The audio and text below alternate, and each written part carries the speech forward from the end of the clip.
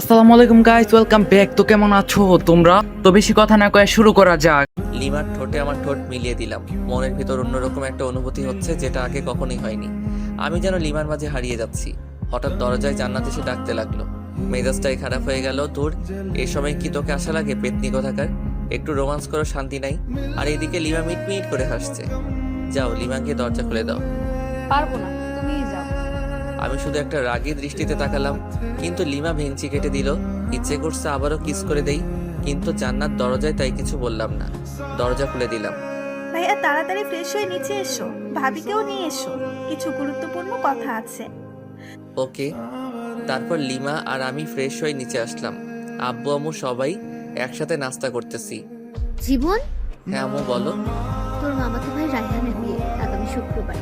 তো তো মানে আমাদের সবাইকে যেতে বলেছে, তাহলে চলো যাই। কিন্তু 3 দিন আগে যেতে বলেছে। আরো ভালো। কিন্তু তোর চাকরি আর তোর আপুর ব্যবসার কি হবে? আমার চাকরির কথা বাদ দাও, কারণটা বলা লাগবে না। আর আমি জান্নাত আর লিমা না হয় আগে যাব, তারপর তোমরা এসো। আচ্ছা ঠিক আছে। হুম। তারপর খাওয়া দাওয়া সেরে রুমে আসলাম। তারপর লিমা আর জান্নাত আসলো। লিমা আর জান্নাত আমার সাথে একটা প্ল্যানিং করলো, বিয়েতে কে কি করবে আর করবে। আর আমি শুধু বললাম বিয়ের দিন আমি যেটা পছন্দ করব ওটাই পরতে হবে, কারণ আমি তো লিমার জন্য একটা নীল শাড়ি কিনে রেখেছি। কিন্তু জান্নাত, ওকেও তো দেয়া লাগবে। তিনজনই একই কালার পোশাক পরবো। তারপর কিছুক্ষণ পর মার্কেটে গিয়ে জান্নাতের জন্য একটা শাড়ি কিনে লুকিয়ে রাখলাম। আজকে অফিসে না গিয়ে আমার শ্বশুর মশাইকে ফোন করে বললাম যে কয়েকদিন যেতে পারবো না। 10টা না 5টা না একটা মাত্র জামাই আমি, আমার কথা কি ফেলতে পারে? রুমে একা একা বসে আছি লিমার অপেক্ষায়, কিন্তু আসছে না। তাই জান্নাতের রুমে গেলাম, ওখানেও নেই। তাই ছাদে গেলাম। কি যেন গল্প করছে, আমাকে দেখে দুজনে রেগে গেল। তাই ভয়ে চলে আসলাম, কারণ ওইখানে থাকা আর মৌমাছির বাসায় ঢিল ছোড়া একই কথা। ছাদ থেকে নেমে আসলাম। নেমে এসে বাইরে বন্ধুদের সাথে আড্ডা দিতে চলে আসলাম। আড্ডা দিতে দিতে দুপুর গড়িয়ে বিকাল হয়ে গেল, তবু আড্ডা দেওয়া শেষই হচ্ছে না। তখনই মিস রাগী বউয়ের ফোন।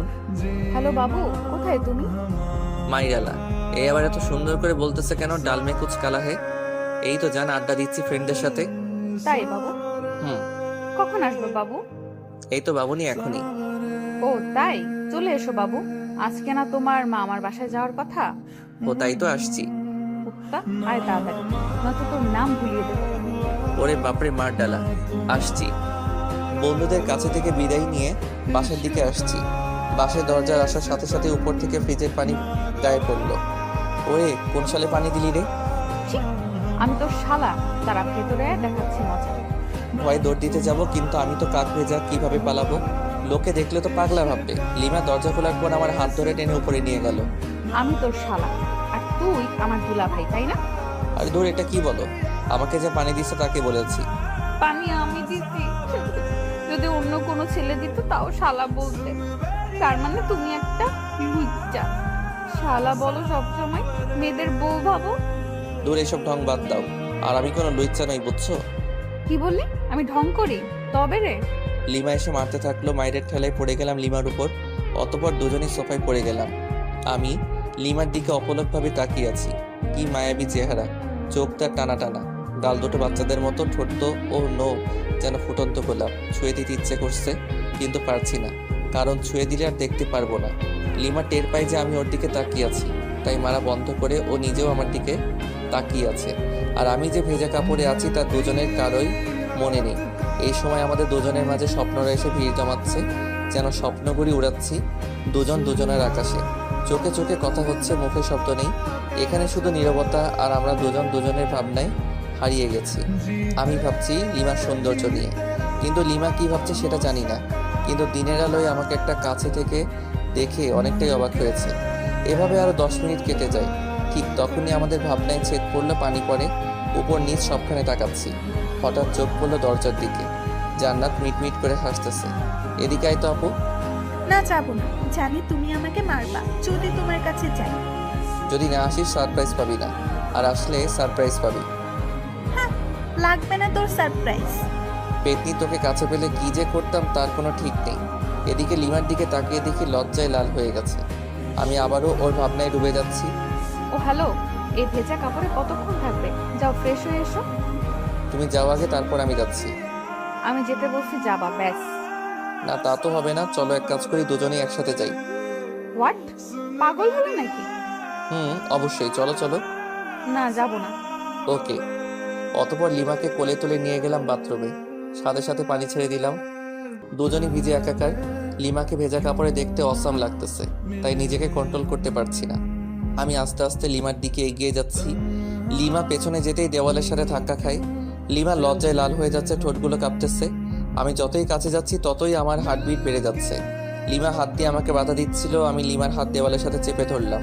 লিমার কপালে আমার কপাল রাখলাম, নাকে নাক ঘষা দিলাম। দুজনেরই নিঃশ্বাস ঘন হয়ে আসছে। আলতো করে লিমার ঠোঁটে কিস করে দিলাম। তারপরে একদম 10 মিনিট পরে লিমা ধাক্কা দিয়ে সরিয়ে দিল। দুজনেই হাঁপাচ্ছি। এরকম কেউ না করলেও আমি করি। হয়েছে, এবার ফ্রেশ হও তাড়াতাড়ি। অনেকদিন কারো বিয়ে খেতে যায়নি। ওকে যান। তারপর ফ্রেশ হয়ে বাইরে বের হলাম। লিমা শার্ট প্যান্টগুলো পরিষ্কার করলো। ওয়াশিং মেশিন আছে, বাট তবুও ও হাত দিয়ে পরিষ্কার করবে। আমি বিছানায় শুয়ে শুয়ে ফেসবুকে আড্ডা দিচ্ছিলাম, আর লিমা আয়নার সামনে বসে সাজছিল। আমি চোখ ফেরাতেই পারছি না। হালকা মেকআপ, ভেজা খোলা চুল, হালকা লিপস্টিক। আমি তো পাগল হয়ে যাচ্ছি। তাই লিমার কাছে গিয়ে পেছন থেকে জড়িয়ে ধরে ঘাড়ে আলতো চুমু দিলাম। সাথে সাথেই ঝাড়ি। আবার আসছো? তোমার টানে চলে আসলাম। কি নেশা ছাড়ালে, কি মায়া জড়ালে, একা যে থাকতেই পারছি না। এবার কিন্তু ভালো হবে না বলে দিলাম। এখনো সবকিছু গোছানো বাকি আছে। থাকুক, সমস্যা কোথায়? সমস্যা কোথায় মানে? দাঁড়া। আচ্ছা ঠিক আছে, তোমার কিছু করা লাগবে না, আমি যাচ্ছি। কি বউ পাইলাম, একটু আদরও করতে পারি না। ধুর। রাগ হয়ে রুম থেকে বের হয়ে সোজা ছাদে চলে গেলাম। ছাদে দাঁড়িয়ে আছি, পেছন থেকে জান্নাত বলল, ভাইয়া এখানে কি করতেছো? ভাবি তোমাকে ডাকতেছে, যাও। কেন?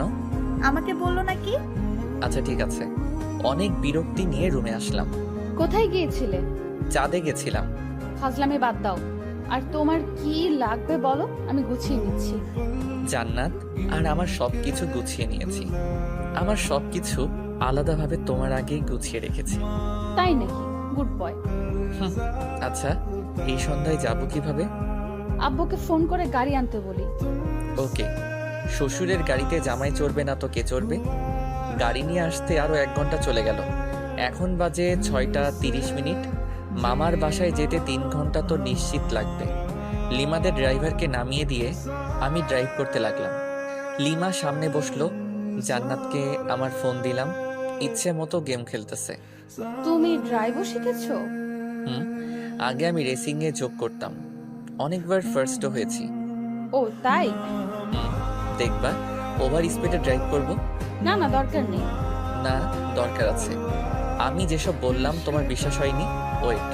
তারপর ওভার স্পিডে ড্রাইভ করলাম প্রায় আধা ঘন্টার মতো।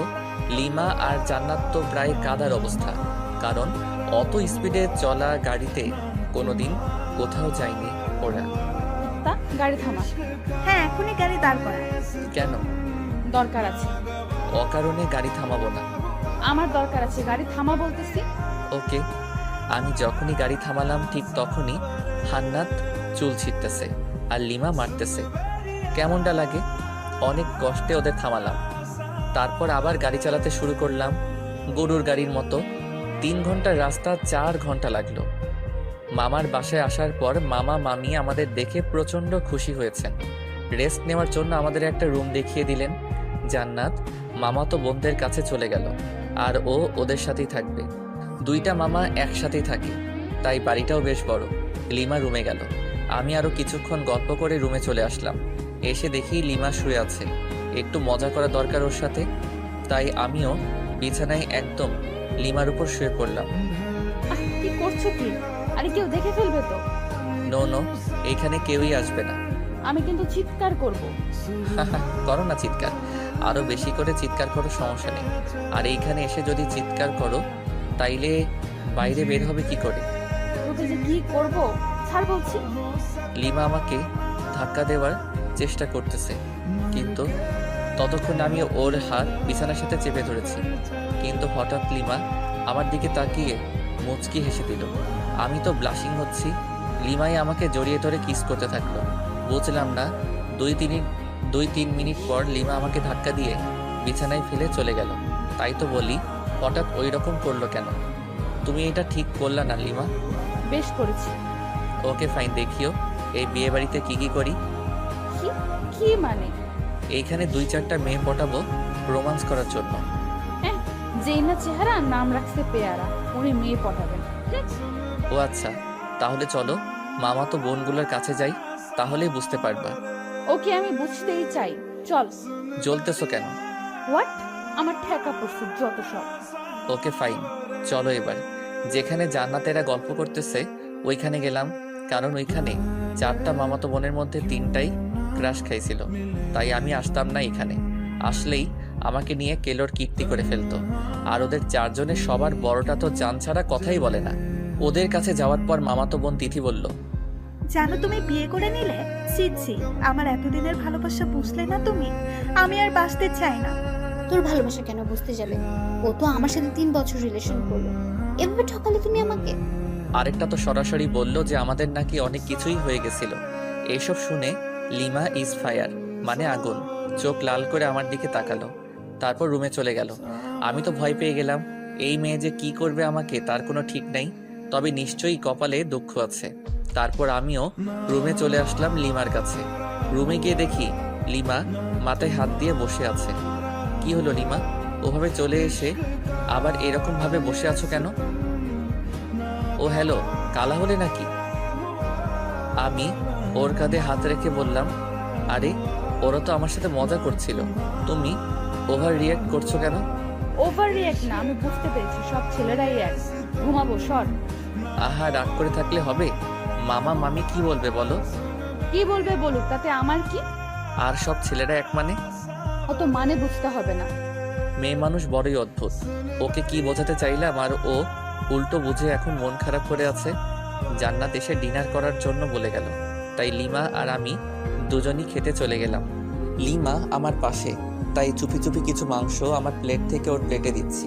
লিমা আছে গল্পের ধান্দায়, তাই বুঝতেছে না, কিন্তু জান্নাতের দিকে তাকিয়ে দেখেও মুচকি মুচকি হাসতেছে। তার মানে এই পেতনি সব দেখে ফেলেছে। একটা অস্বস্তিতে পড়ে গেলাম, তাই তাড়াতাড়ি খেয়ে রুমে এসে শুয়ে রইলাম। ফোনটা চার্জে দেওয়ার ব্যবস্থা দেখি মাথার কাছেই, ফোনে চার্জ ছিল না। ফোন চার্জে দিয়ে ফেসবুকে ঘোরাঘুরি করছি। লিমা রুমে আসলো, এসেই শুয়ে পড়লো অন্যদিকে মুখ করে, আর ও ফোনে ফেসবুকই চালাচ্ছে মনে হয়। ওর ফোনের দিকে তাকিয়ে ওর প্রোফাইল নাম দেখার চেষ্টা করতেছি, তখন ও নিজেই প্রোফাইলে যায়। নাম, প্রোফাইল পিকচার সবই দেখে ফেলি। তারপর আগে আমি মেসেঞ্জারে গেলাম, যদি ফ্রেন্ড লিস্টে থাকে অবশ্যই অ্যাক্টিভ দেখাবে, নয়তো সার্চ করব। মেসেঞ্জারে গিয়ে দেখি নামটা সবার উপরে। মেসেজ দিলাম, ওই তোমার তো সাহস কম না, এত রাতে ফেবুতে কি? কেন? আপনাকে বলতে হবে নাকি? আর এখানে সাহসের কি দেখলেন? না মানে এমনি, তোমার কি ভূতের ভয় করছে না? আমি কি এখনো ছোট নাকি? ওমা তাই? আপনি তাহলে বড় হয়ে গেছেন। হুম। ওকে, গুড নাইট। আর কোনো মেসেজ দিলাম না। লিমা ফোন রেখে দিছে, তাই কিছুক্ষণ পর লিমাকে গিয়ে জড়িয়ে ধরলাম, কিন্তু লিমা বিদ্যুৎ গতিতে লাফিয়ে উঠে পড়েছে। কি হলো তোমার? আমি ধরেছি তোমাকে। এই ভুল দ্বিতীয়বার করলে ভুলে যাব যে আমরা আত্মীয়ের বাসায় আছি। আচ্ছা ঠিক আছে, ঘুমিয়ে পড়ো, আর কিছু করবো না। মনে থাকে জানো। সকালে জান্নাতের ডাকে ঘুম ভাঙলো, ফ্রেশ হতে চলে গেলাম। ফ্রেশ হয়ে বিছানায় বসে আছি, লিমা চা নিয়ে আসলো। হলুদ শাড়ি পরেছে। লিমার মেকআপ প্রয়োজন হয় না, তবুও হালকা মেকআপের সাথে হালকা লিপস্টিক। ওয়াও, আমি তো ক্রাশ খাচ্ছি। আসলেই অপরূপ লাগছে লিমাকে। লিমা চা রেখে চলে যাচ্ছিল, হাত টেনে ধরলাম। চা কে বানিয়েছে? তোর জন্য আমি বানিয়েছি। সত্যি? হুম। তাহলে তুমি আগে চুমুক দাও চায়ে, তারপর আমি। কেন? এটা আমার একটা ইচ্ছা, প্রতিদিন বউয়ের সাথে চা শেয়ার করে খাবো। ফুর এসব ঢং ভালো লাগে না। আমি লিমাকে টান দিয়ে বিছানায় আমার উপর ফেলে দিলাম। চা খাবা নাকি তোমার লিপস্টিক খেয়ে ফেলবো? তুই তো নির্লজ্জ কেন? লজ্জা কবে ছিল আমার? ফুর, তোকে চা দিতে আসাটাই ভুল হয়েছে আমার। ওকে, তাহলে আরেকটা ভুল করো, চায়ে চুমুক দাও। ওকে। লিমা চোখ বন্ধ করে চায়ে চুমুক দিচ্ছে। চুমুক দেওয়ার সাথে সাথেই ওয়াক থুক করে চায়ের কাপ সহ ফেলে দিল। আমি জানতাম এটাই করবে। লিমা আমাকে মারতে থাকলো, কারণ ওর নিম পাতার চা ওকে খাওয়ালাম। হ্যাঁ, তোর জন্য আমি নিম পাতা খাইলাম। আমাকে খাওয়াতে গেলে এমনই হবে। চায়ে যে নিম পাতার টুকরা ছিল সেটা সরাওনি কেন? উহ, থাকবো না আর তোর সামনে। ওই একদমই হাসবি না, খুন করে ফেলবো। ওকে ওকে। গায়ে হলুদ অনুষ্ঠান চলতেছে, আর আমি মেয়েদের দিকে তাকিয়ে আছি। একটা মেয়েকে দেখে খুবই সুন্দর লাগলো, ভাবলাম ওর কাছে গিয়ে কথা বলি। পা বাড়ালাম, কিন্তু আমার শার্ট পেছন থেকে টেনে ধরে আছে কেউ। পেছনে ঘুরে দেখি লিমা। আমাকে তো শেষ করে দেবে। এখন কি করি? বুদ্ধি পেয়েছি। লিমা আমাকে রুমে নিয়ে গেল। রুমে যাওয়ার পর বুকের বাম পাশে হাত দিয়ে বিছানায় পড়ে গেলাম, যাতে মনে করে হার্ট অ্যাটাক, আর আমি দম বন্ধ করে রাখলাম। লিমা আমার নাকে হাত দিয়ে দেখে শ্বাস চলছে না, তাই বুকে চাপ দিতে থাকে, কারণ বাইরে অনুষ্ঠান চলতেছে। চাপ দেওয়ার সময় আস্তে করে একটা শ্বাস নিয়ে আবার বন্ধ করে রাখলাম। লিমা আমার মুখে যখন ফু দেয় তখন আর ধরে রাখতে পারলাম না, ওর গালে আমার নিঃশ্বাস পড়লো। লিমা ঠোঁটে ঠোঁট রেখে আমার দিকে তাকালো। দেখি ওর চোখ লাল হয়ে গেছে, চোখ দিয়ে পানি পড়ছে, সাথে প্রচণ্ড রাগ। লিমা সরতে যাবে তখন ওকে জড়িয়ে ধরে গভীর চুম্বনে হারিয়ে গেলাম। লিমা আমার বুকে মাথা রাখলো। আমাকে কষ্ট দাও কেন? ভালোবাসি তাই। ভালোবাসিস না ছাই? ছাড় আমাকে, কেউ এসে পড়বে। কেউ আসবে না, আরেকটু থাকো না। না। লিমা জোর করে নিজেকে ছাড়িয়ে বাইরে চলে গেল। আমি শুধু তাকিয়ে আছি। লিমা অদ্ভুত একটা মেয়ে, কখনো রাগ, কখনো অভিমান, কখনো ভালোবাসা। আমি যতই দেখছি মুগ্ধ হয়ে যাচ্ছি। প্রচণ্ড টান অনুভব করছি লিমার দিকে, যেন ও চুম্বক, আমি লোহা। দূর থেকেই আকর্ষিত হচ্ছি।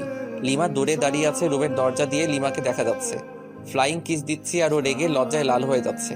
ইশারাই মারতেছে, খুবই মজা পাচ্ছি। মাঝে মাঝে চোখ বড় বড় করে তাকাচ্ছে। তখন দেখতে যা সুন্দর লাগতেছে না, বলে বোঝাতে পারবো না। এভাবে প্রায় 20 মিনিট চলে গেল। তারপর লিমা আমার কাছে আসলো। সমস্যাটা কি তোমার? কেন, কই কোনো সমস্যা নেই তো আমার। তোমার কিছু হলো নাকি? তুমি কি আমাকে শান্তিতে গায়ে হলুদের অনুষ্ঠানটা উপভোগ করতে দিবে না নাকি? কিছুই বুঝতে পারতেছি না। যাও, উপভোগ করো, তাতে আমার কি। এবার কিন্তু ভালো হবে না যদি আরেকবার বিরক্ত করিস। কিছুই করতে পারবা না। আরেকবার বিরক্ত করে দেখিস, তারপর কি করি তোকে। আরে মেরে ফেলবে নাকি? ছেড়ে দিয়ে চোখ গরম করে চলে গেল। কি বউ মাইরি, একটু রোমান্সও বুঝে না।